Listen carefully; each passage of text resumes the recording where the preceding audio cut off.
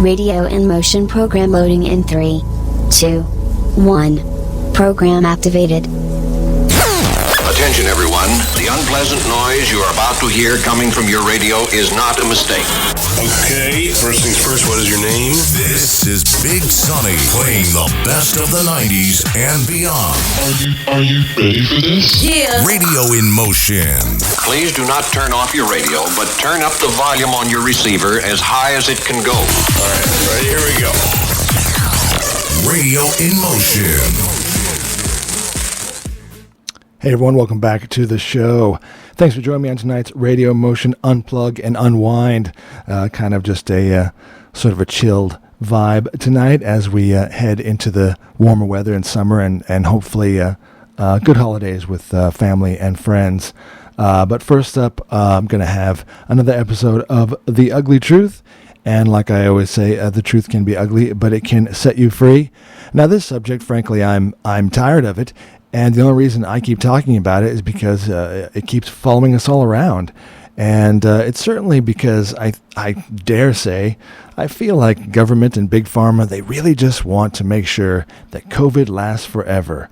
And when you see ads on TV, this particular one I'm totally going to roast tonight. It's from the Health and Human Services in the States, and it's on X, formerly Twitter.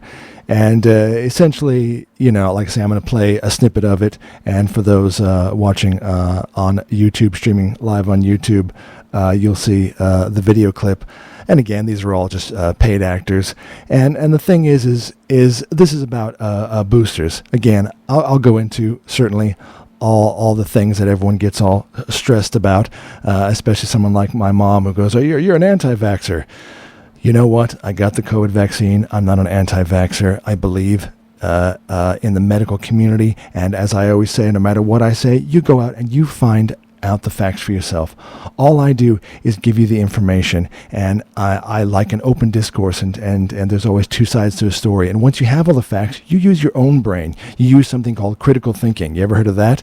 It seems to be a forgotten art these days. You decide for yourself. You take all the facts in.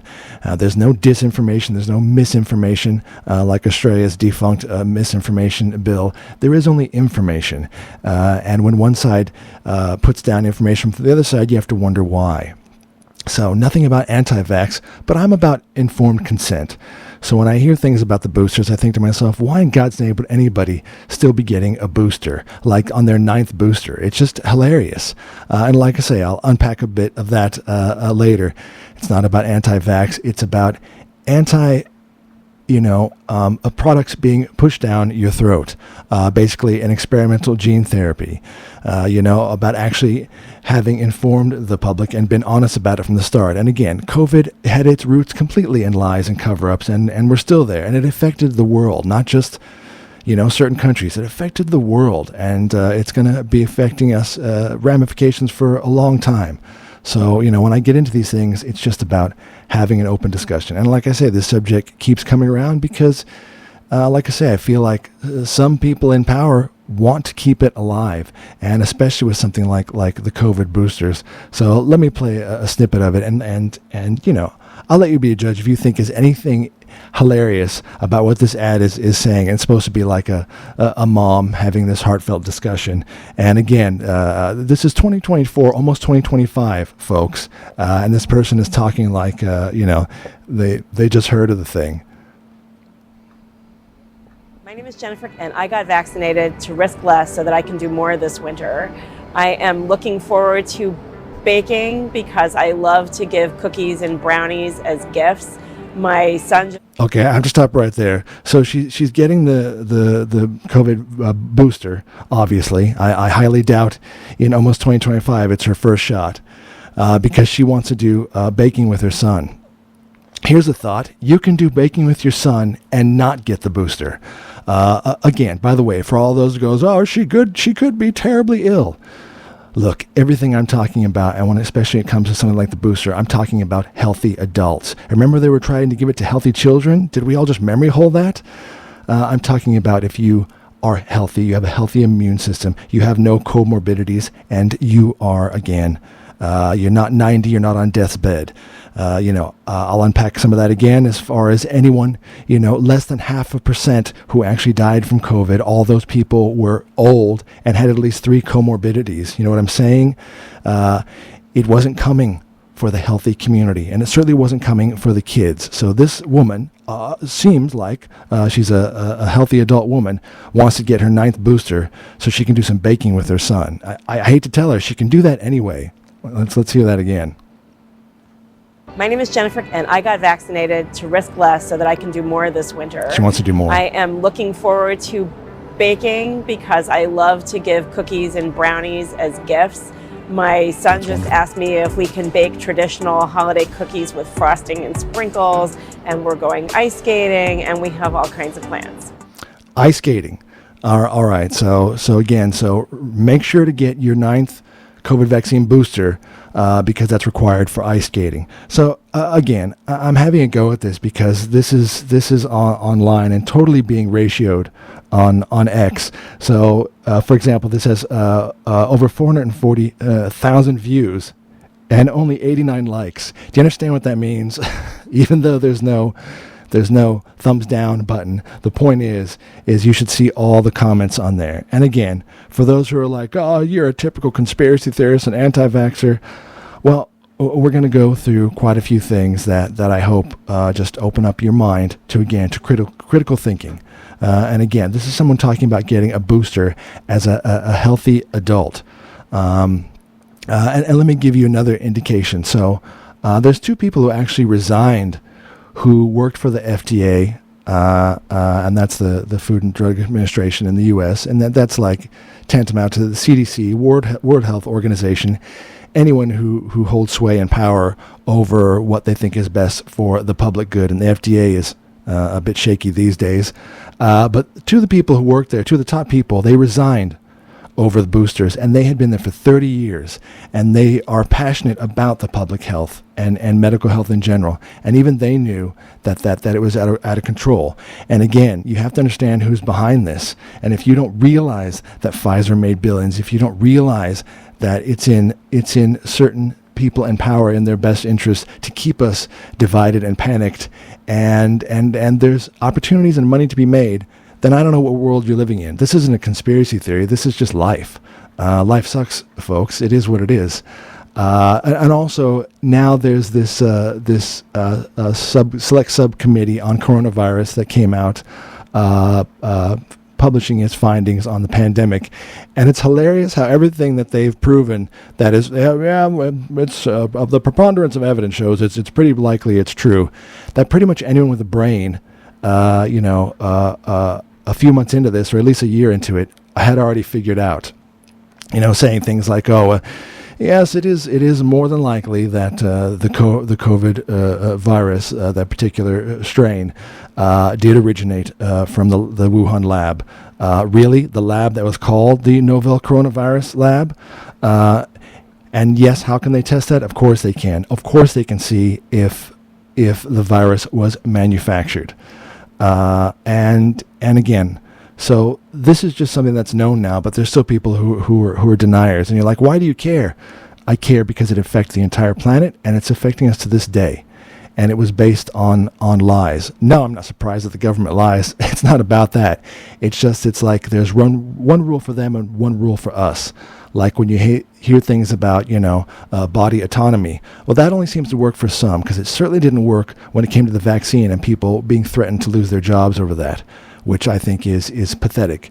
And so this is the subcommittee came out with this, this paper they've published now, and saying things like, it certainly more than likely came from the lab. It wasn't a naturally occurring something in nature because it came from one source. It didn't spring up all around the planet at once, And again, let me remind you that lab was being paid for by taxpayer dollars, and especially someone like Anthony Fauci, who was definitely funding gain of function research. And again, I've gone into this stuff before.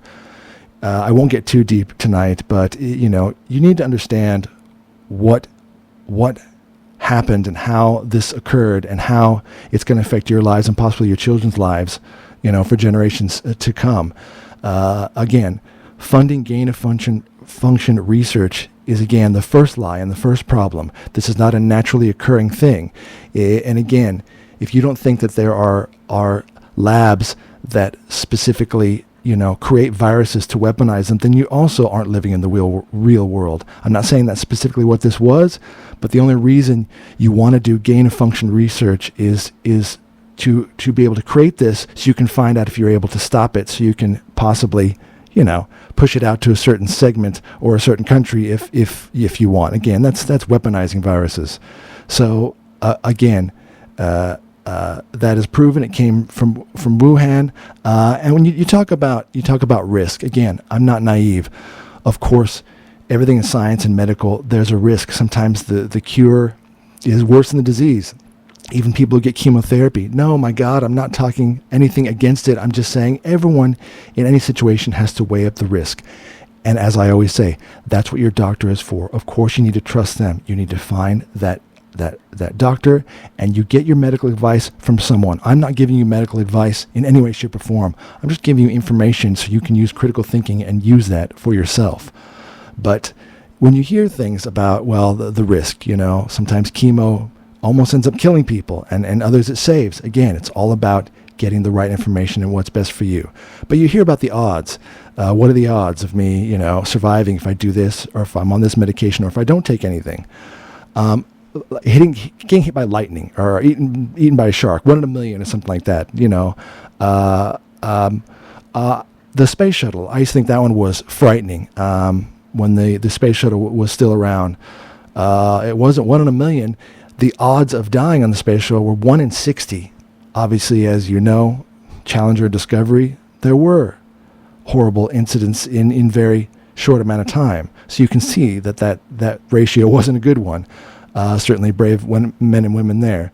But when you talk about something like the COVID vaccine, it has a 1 in 800 risk of serious adverse events. Again, you can look that up yourself.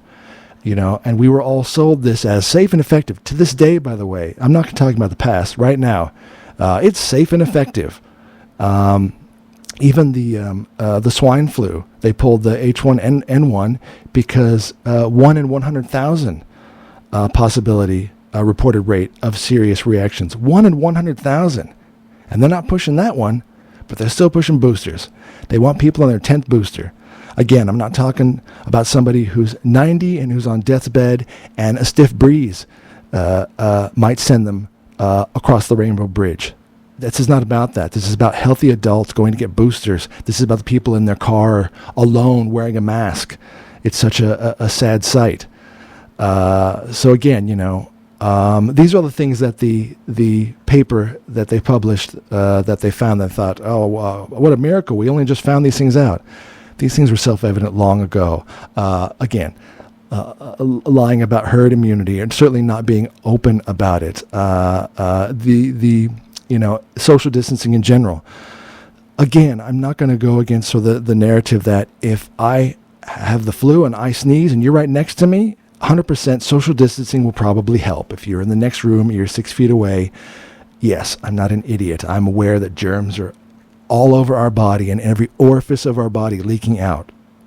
But it was such the regime that we lived in, where social distancing was, you were a pariah if you broke that line. And frankly, it had no effect. It was not based on any actual empirical data.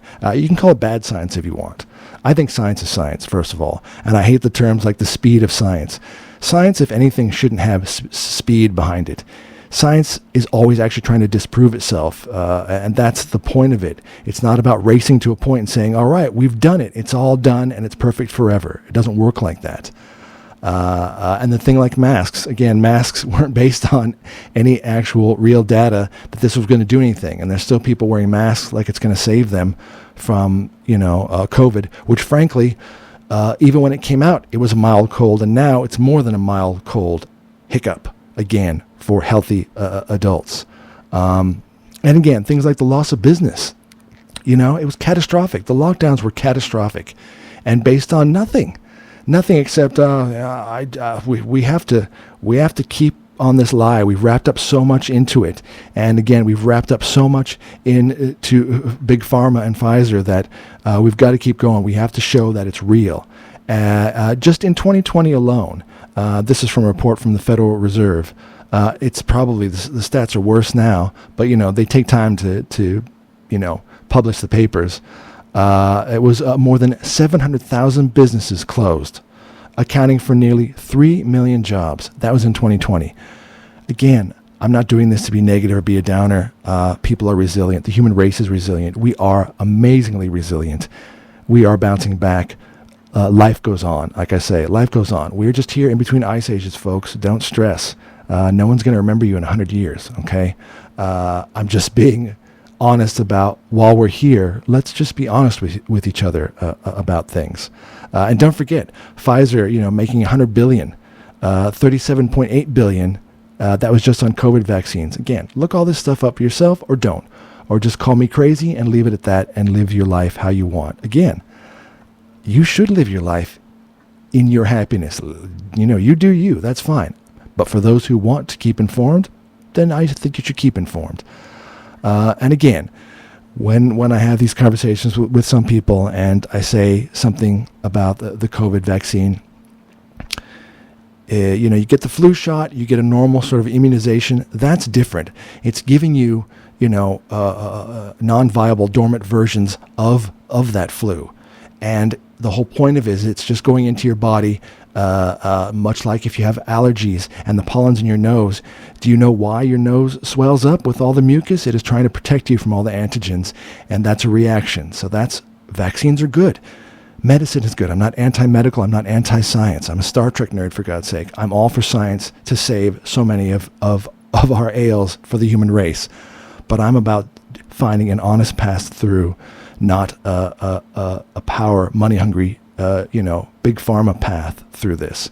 So when I talk about the COVID vaccine specifically, I'm talking about mRNA, messenger RNA vaccine.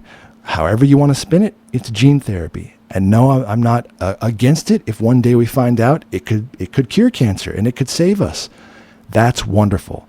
But don't push it on the public and not inform them of everything because you think the odds are it's better for them to take this, even though I've just told you the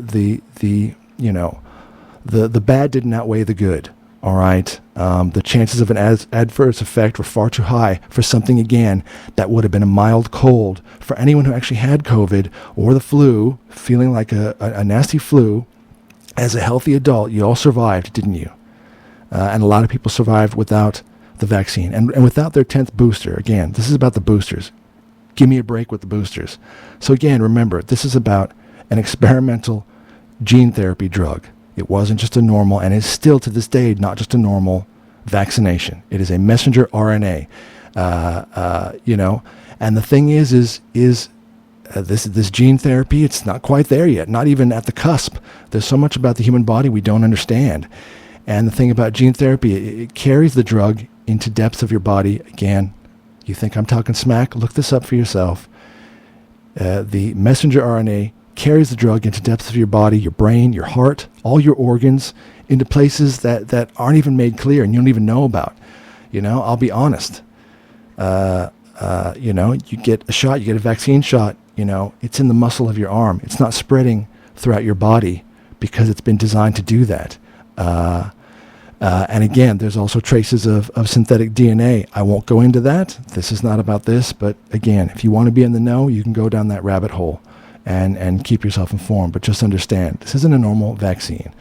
If you all had it, I had it. It is what it is. We can't take it back. But we can be aware of it and never let it happen again. And make sure those who did push this without informed consent down our throat are held accountable.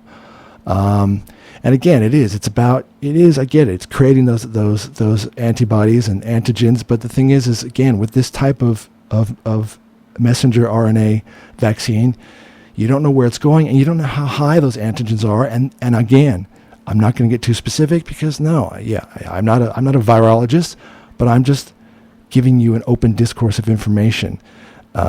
When this type of vaccine, you don't know where it's taking these antigens and they could be too high, causing other problems. Again, you have to weigh up the good and the bad, whether it's the right thing for you or perhaps you're healthy enough to deal with it yourself. Again, obviously always get advice from your doctor. But again, I feel bad for the doctors because I think they were wrapped up in this themselves. For any doctor now, who only now some of them are speaking up and they're out there, they were certainly worried for their career, for their livelihood. We all have lives, we all have bills to pay, we all have a legacy. And I tell you, when you are ruined in the public eye, when you're made a pariah and you're canceled, to be canceled as a doctor, that's horrible, by your community, by your colleagues. And that's what has happened, and that's what's still happening. So any of them who speak out in honesty, I think they're brave, first of all. And again, I never want to promote distrust of the medical community. They are there for you, and they are there to save us. They are our saviors, and they should be trusted, not revered like gods, but they should absolutely be trusted for the work that they've done and the intelligence they have and the knowledge they have behind them to help you with your health. So this is never anti-medical. This is anti-big pharma and government who have an agenda. And I think that's the problem, and that's what makes me sad on so many of these subjects, especially, like I say, with the COVID vaccine, sounding like it's a standard vaccine, but it's not. It is an mRNA, messenger RNA vaccine, and it is going to places that you don't want it to go. Again, let me give you an idea. I'll end with this. Someone asked me, what's the difference with insurance in America as opposed to like Medicare in Australia or the UK? And again, neither is perfect, but I will tell you, in America, it's out of control. And yes, the insurance companies and big pharma and government, they're all in on it like a cartel. So this is how it works in the U.S. with your insurance. It's terrible. You're already paying. You pay for your insurance. Like anything, you don't want to use it, but you pay for it in case you need it one day. And someone says, oh, well, in America, private insurance, it's more like a capitalism. It's an open market. It's about competition. No, it's gone too far into corruption. Like I say, it's more like a cartel. Health insurance, you go to the hospital, you go to the doctor, there's no prices in the U.S., not like they are here in Australia or the U.K. There's no, set items for a copay or for Medicare. You go to the doctor, you really don't know till afterwards. And again, this is not the doctor's fault. This is the system that was set up for them. They do the tests, they do whatever outcome, the medication, and especially in the hospital is even worse because they are there primarily, as they should be, to save your life. When you are in defib and you're jumping your heart with the paddles of the defibrillator, and the medication they give you and all of that. Look, you get the bill later. They're not going to wake you up and go, "Can you sign for this?" It's $50 a pill. So I get it from that point of view, but the problem is nothing is clear. So that doesn't sound like an open market of capitalism. The thing is, you get the bill later. You don't know how much your insurance is going to cover, and most people are shocked when they get the bill. Tens of thousands of dollars, and it's scary. And the thing is, the only people that know the price of a thing, what has been set, is in the background. The big pharma, the vendor, they know how much it costs to make their pill, and they sell it to the medical clinic or the hospital. And the hospital or the medical clinic, they know how much they paid for it, and they have to make a profit too. I get it. That is the basics of capitalism. You have to stay in business, competition. But the thing is, they keep that in such a black bag, you don't know about it till you get stiffed with the bill, and a lot of people end up not even be able to pay for it. So that's the problem with that. Here's the difference. Capitalism is, I want to buy a T-shirt. I go to the shop on the left side of the street. It's $30. I don't know. Oh, there's a shop on the other side of the street. Same shirt. Oh, it's $20. I like your style. Sold. $20 for the same T-shirt. Now, that was the two businesses. Maybe this one had a better deal with the vendor, or he can cover the cost. He's making a profit. The other one needs to decide if he needs to bring the cost down. That's capitalism. That should be how a doctor's office works. But it's not. That's the problem again.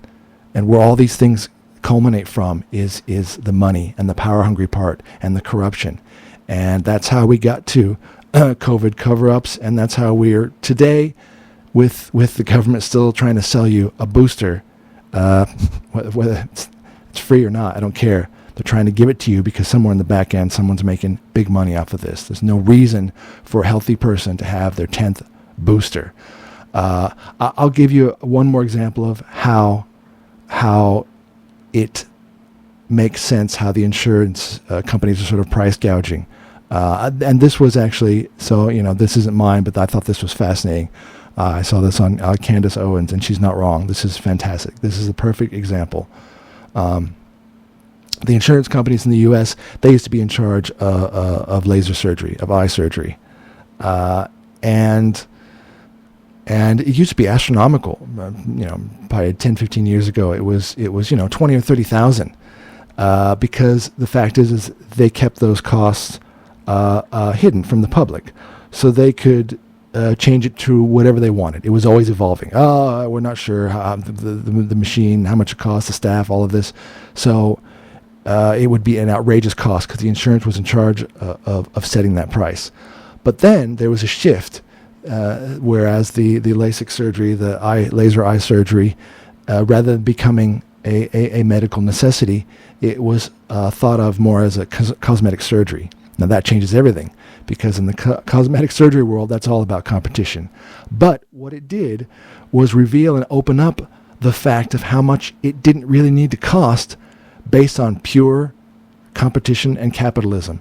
Because now you can get that done, and this is for US dollars, probably for about $4,000, $4,100, I think was the current average price for both eyes. I'm just saying to have laser eye surgery for $4,100 from $30,000 is amazing, and it's attainable. And at least up front, you pick up the card. Oh, I'd like some Botox, an eyebrow lift. I'll take some laser eye surgery. Nice. How much is that? Well, it's all right here on our poster on the wall. That's how that works. When you remove the insurance companies, guess what? Everything got easier. I'm not saying it was free. Nothing in the world is free. We all work towards something. There's industry behind something. There are moving parts. There's things to be made. It all has a cost, but attainable and unattainable due to greed are two different things.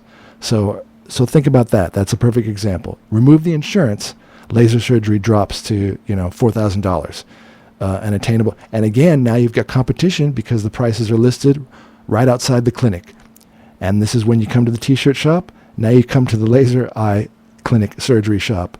One side of the street, $4,000. But on the other side, and yes, with the eye surgery, it's all about the machine. You research the machine, because there are certain ones that are amazing, and the operator. You look up their website. Good feedback, good history, and you go to that side of the street, and he's $3,000. Boom. Now you're selling a product because you have to make money to the public. You're helping them to get healthy, and they're deciding because they have information in front of them, they can decide for themselves.